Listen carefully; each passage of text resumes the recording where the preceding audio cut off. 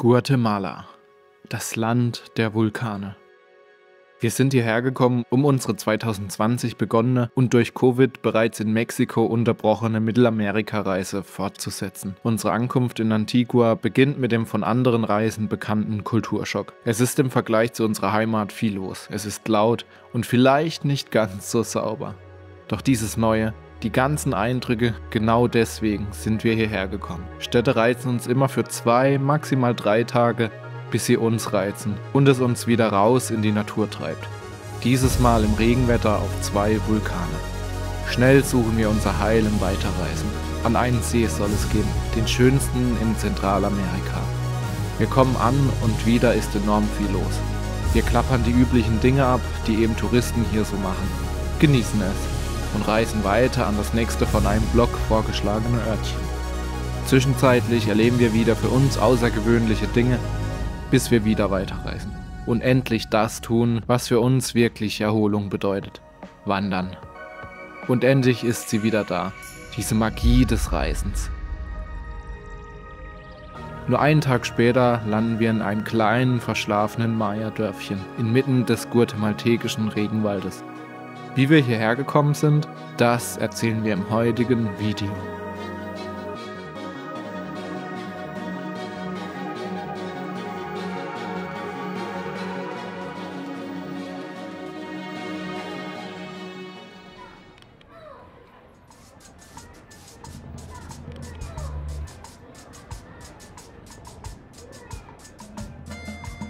In Santa Clara treffen wir Rudi, unseren Guide für die nächsten 2 Tage. Er besorgt uns Obst und Gemüse, denn Energie werden wir angesichts des heutigen Tages definitiv benötigen. Wir starten unsere 2-tägige Wanderung in Santa Clara, einem kleinen Städtchen knapp 500 Meter über dem Lake Atitlán. Von hier aus kommt man in gerade mal 20 Minuten auf den berühmten Indian Nose Hügel. Rudi erzählt uns viel über die schwierige Geschichte seines Landes. Uns fällt auf, dass viele Dinge noch nicht so richtig aufgearbeitet wurden und vielleicht auch nie werden. Bald verlassen wir das urbane Gebiet. Die wenigen Menschen, die uns begegnen, schauen uns verdutzt an. Alle aber eines gemeinsam: sie lächeln und grüßen uns.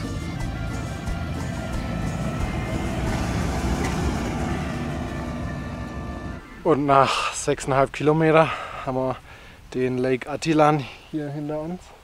Man sieht ihn jetzt nicht, weil wir natürlich sehr weit oben sind, aber man sieht, wo wir heute Morgen waren, Indian Nose, hinter uns gelassen. Und gleich geht es für uns in den Wald. Und dann hoffe ich, dass mich nicht allzu viele Moskitos fressen werden. Irgendwie erinnert uns die Natur hier ein bisschen an unsere Heimat, den Schwarzwald. Nur in den Wolken erkennen wir, dass wir auf über 2200 Metern Höhe sind. Natürlich kommt auch dieses Mal eine kleine, vierbeinige Begleitung mit uns. Anfänglich sind wir ihr etwas misstrauisch gegenüber, aber schließen die Kleine dann schnell in unsere Herzen. Und schon sind wir im Wald und es geht steil runter, wie wir es nicht anders kennen. Wir machen die Tour hier übrigens mit Monte Verde. Das ist ein normaler Touranbieter. Aber dadurch, dass wir es halt in die falsche Richtung machen, sind wir einfach nur zu zweit und unser Guide. Es ist ja okay, mit viele andere zu wandern. Lernt man andere Geschichte kennen, ganz interessant. Aber es ist was ganz anderes, wenn man für sich ist und eben wieder in Ruhe wandern kann und das eigene Tempo sich festlegen kann, stoppen kann, wie man will, pinkeln kann, wie man will. So wollen wir das.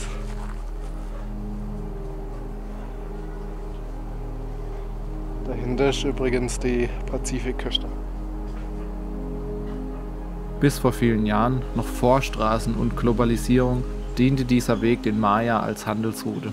Die Verbindung zwischen Lake Atitlán und unserem Ziel Quetzaltenango. Der sanfte Anstieg endet abrupt in einem steilen Abstieg in ein enges Tal. Rudi hat uns schon in Santa Clara vorgewarnt, dass wir diese verlorenen Höhenmeter noch heute wieder gut machen müssen.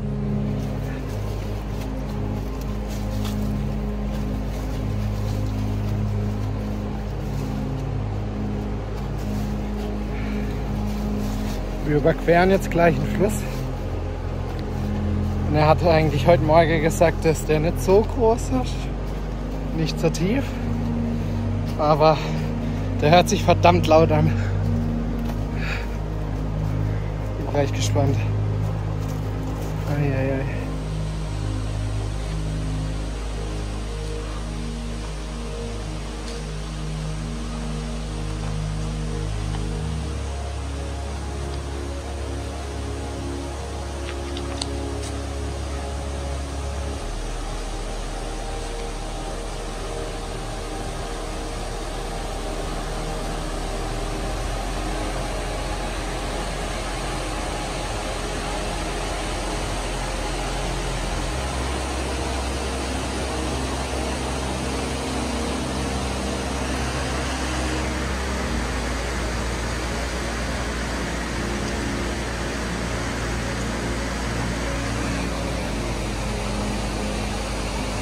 Ah.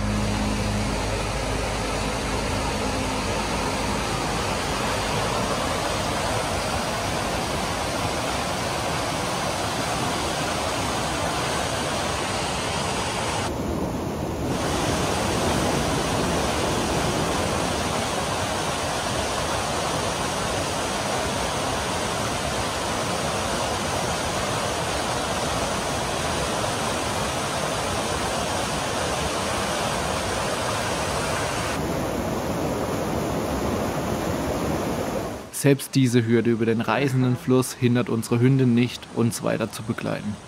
Ganz unversehrt schafft sie es jedoch nicht, rutscht auf dem letzten Meter ab und rettet sich irgendwie doch noch ans rettende Ufer.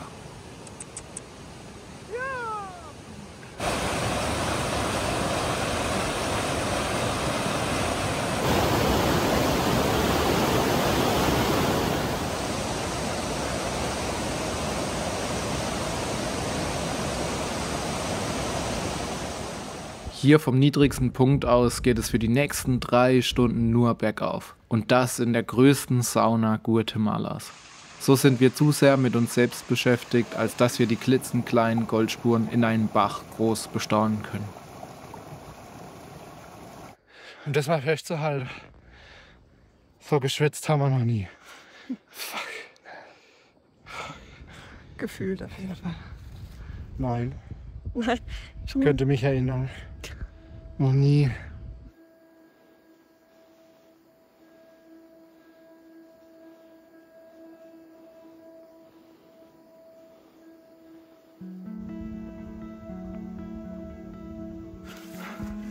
Was ein Weg wieder.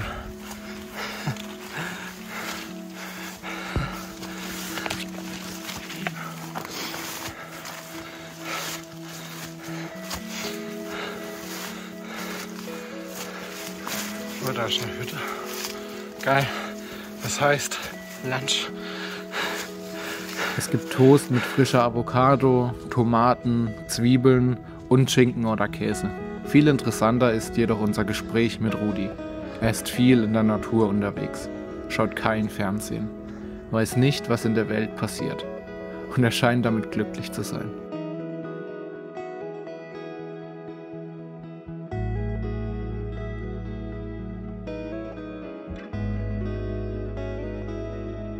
Nach der ausgedehnten Pause und einem Shirtwechsel geht es noch lange Zeit bergauf durch den Dschungel. Alleine mit Rudi werden wir heute 8 Stunden gewandert sein. Angesichts dessen, was wir bis heute in unserem Leben erlebt haben, kein spektakulärer Tag. Aber auch aus solch ruhigeren Tagen werden wir zu Hause zehren können. Reisen muss nicht immer bedeuten, von Sehenswürdigkeit zu fahren. Denn auch heute erleben wir viele kleine, einzigartige, in Zukunft erinnernswerte Momente. Müde und erleichtert erreichen wir die kleine Siedlung Jirok-Ikshimay und unsere Unterkunft hier werden wir ganz bestimmt niemals vergessen.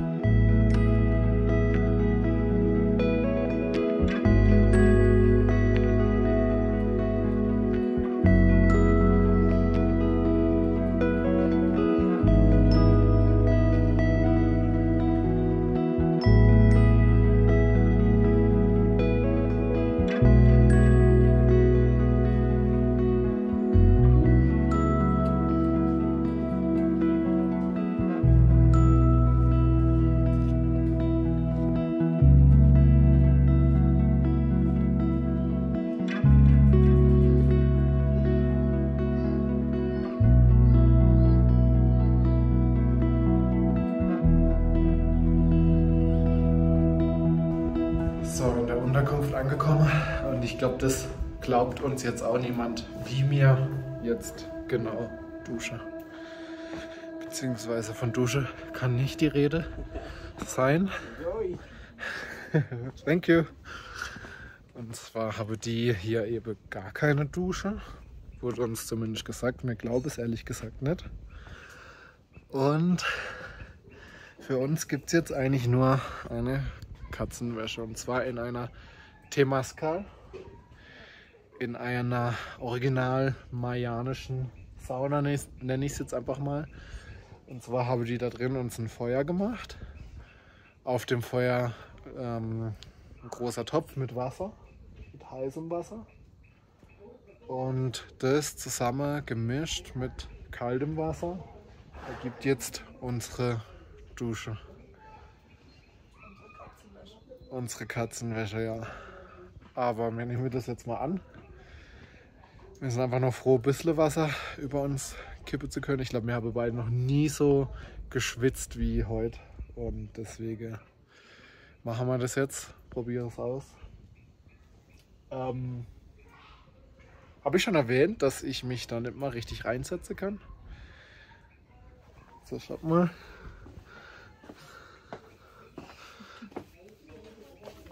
Hier soll ich jetzt rein, beziehungsweise wir beide. Also hier ist eben die Decke. Gerade so im Sitzen funktioniert. Hier haben wir kaltes Wasser. Mache ich hier eine kleine Bottich rein. Und aus dem Topf hier, der steht eben über dem Feuer, mache ich heißes Wasser rein. Und dann, ist jetzt noch ein bisschen warm, und dann kann ich hier meine Katzenwäsche machen.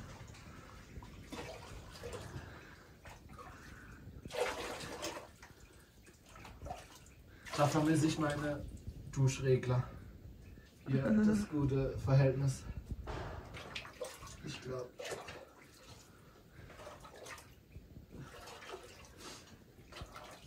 Jetzt kann man damit arbeiten. Gut duschen.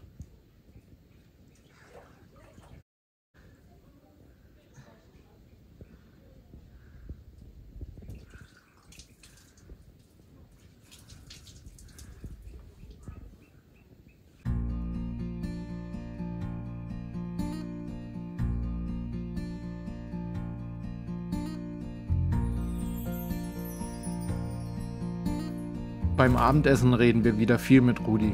Wir haben jede Menge Fragen zur Sicherheit seines Heimatlandes. Es scheint, dass Guatemala für lateinamerikanische Verhältnisse sehr sicher ist.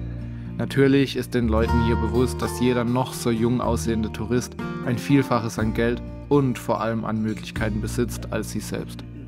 Trotzdem sind 99,9% der Guatemalteken nicht daran interessiert, die Ausländer auszunutzen oder gar auszurauben. Die Nacht war hart.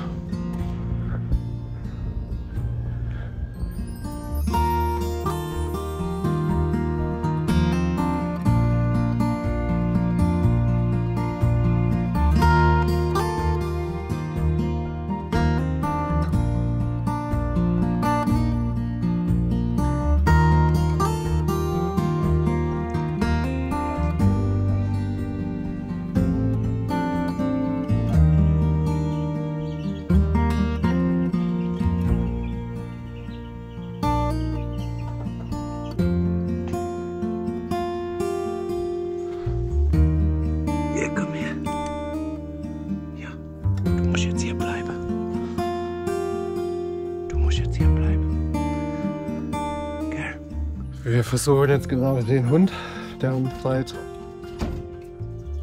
Santa Clara gefolgt ist, hier zu behalten, weil es bringt nichts, dass sie nachher in der Stadt ist.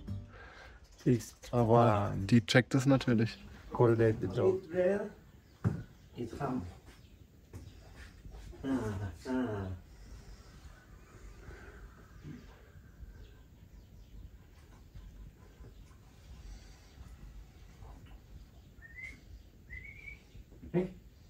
Okay.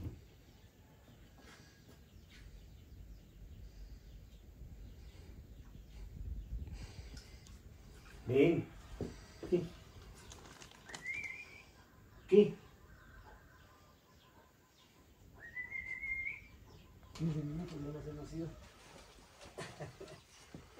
Okay, let's go. Oh, that's so sad. Ja. Ach, das zerbricht einem das Herz. Aber es geht nicht anders. Wir können es nicht mitnehmen. Vielleicht, wenn man näher zu Hause wäre, hätte man sie mitgenommen. Die war so anhänglich. Hat sich heute Morgen gefreut, als wir rausgekommen sind. Aber geht halt nicht. Allzu lange laufen wir aber nicht zu dritt. Unsere kleine Perosita erreicht uns schon wieder nach gerade mal 25 Minuten.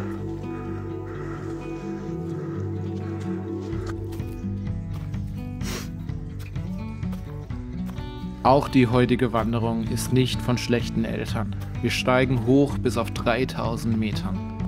Über den Wolken. Schon gegen 11 Uhr ändert sich jedoch täglich die Wetterlage und wir befinden uns in den Wolken.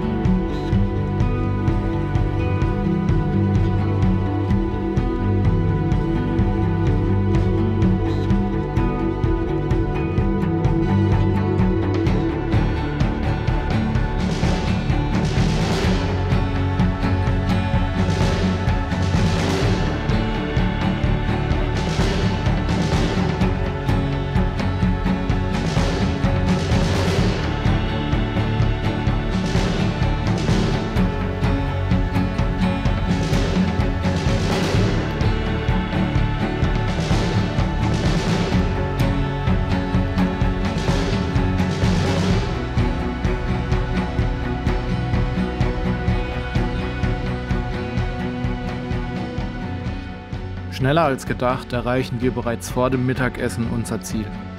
Damit heißt es nun aber endgültig Abschied nehmen von unserer mittlerweile sehr liebgewonnenen treuen Begleiterin. Adios, Perosita. Ja. Oh. New home here.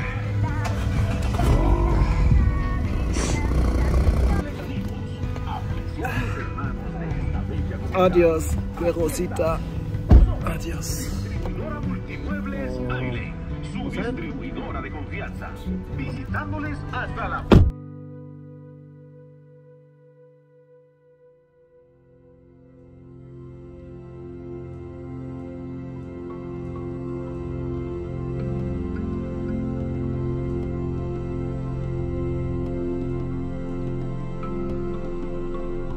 Morgens geht es in den guatemaltekischen Städten ruhig und gelassen zu. Noch kein Verkehr, keine laute Musik, kaum Menschen. Niemand bekommt mit, was Mutter Natur in der goldenen Stunde in diese Landschaft zaubert. Quetzaltenango oder von den Heimischen liebevoll Xela genannt und die nahe Umgebung bieten genug, um mindestens 2 Wochen hier zu bleiben. Unter anderem könnte man den höchsten Berg Mittelamerikas, natürlich ein Vulkan, allerdings inaktiv, besteigen. Wir sind hier jedoch nur 2 Tage. 2 Tage normales Leben. Die alltäglichen Dinge stehen im Vordergrund. Essen, Wäsche waschen, unsere Reise planen. Wie zu Hause, nur halt in Guatemala.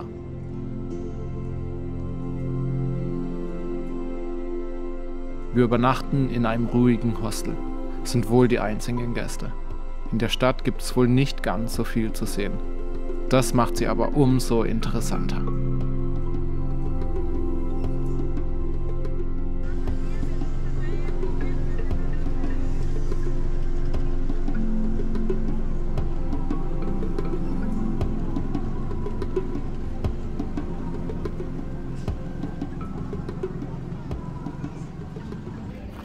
Wenn man länger unterwegs ist und wie wir auch nur relativ wenig Kleidung mitgenommen hat.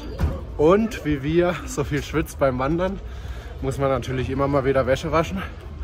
Und das war jetzt auch das Erste, was wir hier in der Stadt gemacht haben. Gestern direkt die Wäsche abgegeben und die holen wir jetzt. Und auch das gehört dazu. Wäsche war noch nicht fertig, auch wenn die nette Dame gesagt hat um 8. Macht jetzt nichts. Habe jetzt einfach nur 400 Meter umsonst gelaufen, aber das ist ja egal.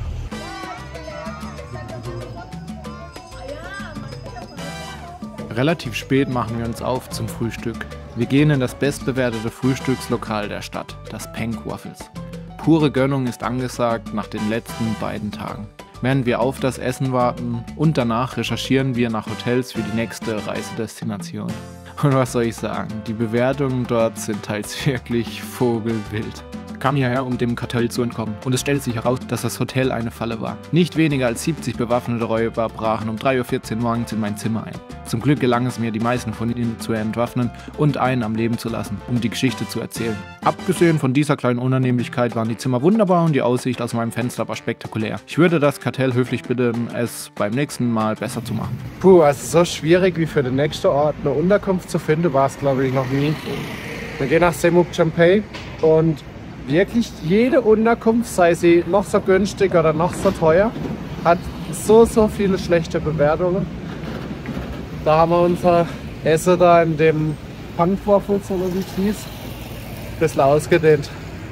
Aber wir gehen jetzt mal hin, buchen einfach mal 2 Nächte im Voraus und wenn es uns gefällt, bleiben wir 4 Nächte. Wenn es uns nicht so gefällt, dann nur 2 Nächte. Ihr merkt ja dann, wie lange wir dort bleiben.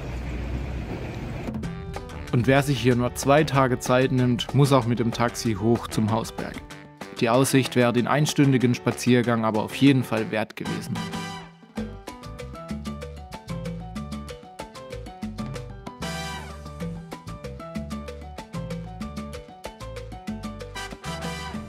Mit dem total dafür geeigneten Schuhwerk geht es dann immerhin den Berg wieder zu Fuß runter. Durch ganz normale guatemaltekische Sträßchen lassen wir uns zu einem Supermarkt navigieren. Und nein, einen Gürtel brauchen wir gerade nicht. Was auch immer herrlich anzuschauen ist, diese alten Rostlauben. Die meisten Lateinamerikaner fahren ihre Autos wirklich bis sie komplett auseinanderfallen oder abfackeln. Im Supermarkt werden unsere Snackrationen wieder aufgefüllt und wir besorgen das demnächst lebensnotwendige Moskitospray.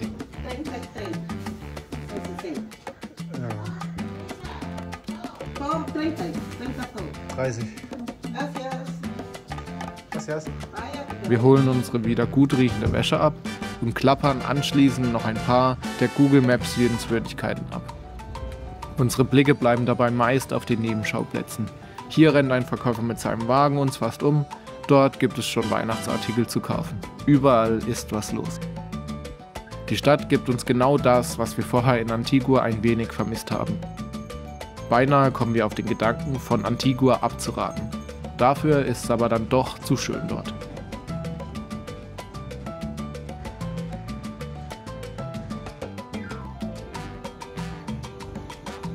Also die Stadt hier ist quasi wie Antigua, nur komplett ohne Tourismus, ohne Touristen.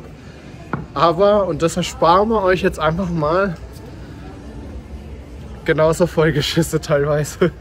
Also wir haben hier jede Art Exkremente irgendwie auf der Straße gesehen. Wir haben auch 1- oder 2-mal das live miterlebt. Und es sind gar nicht immer die Hunde. Und das war ungefähr das Verstörendste, was ich in meinem Leben gesehen habe.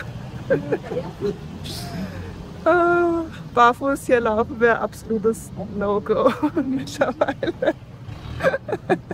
Eine 2 Meter Meile. Danke Nummer 1000. Mind your step. Ja, die Sache mit den Exkrementen ist wirklich ein kleiner, aber sichtbarer Schönheitsmakel hier. Rudi hatte uns ganz verwundert angesehen, als wir ihm erzählt haben, dass es in Deutschland keine frei streunenden Hunde gibt. Aber die Leute leben mit den Hunden und gehen, zumindest was wir gesehen haben, sehr freundlich mit ihnen um.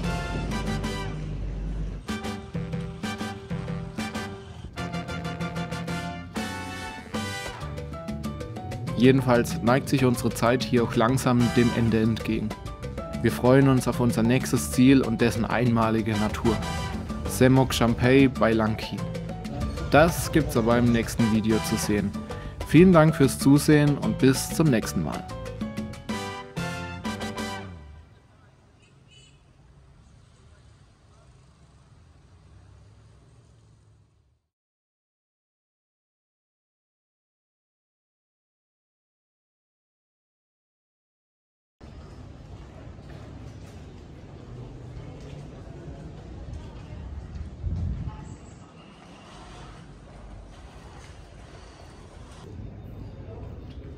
Und was fällt mir da auf? Das L ist falsch rum.